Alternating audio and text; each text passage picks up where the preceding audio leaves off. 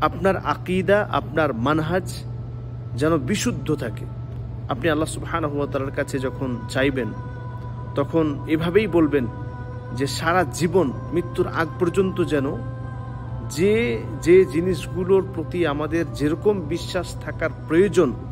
যেরকমভাবে সে বিষয়ে আকীদা প্রচলন রয়েছে সেগুলো না, বরং হাদিসে যেটা বর্ণিত রয়েছে এবং সাহাবা একরামগণ, সালাফগণ যেভাবে সেই বিষয়ে আকীদা পোষণ করেছেন, সেই আকীদা লালন পালন যেন আমরা করতে পারি, সেই আকীদা পোষণ যেন আমরা করতে পারি,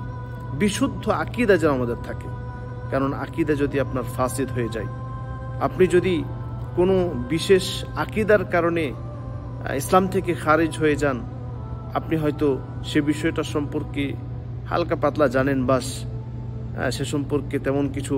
জানলেন না, আর ভুল আকীদা, ফাসিদ আকীদা লালন পালন করে থাকলেন, তাহলে তো আর আপনার আকীদা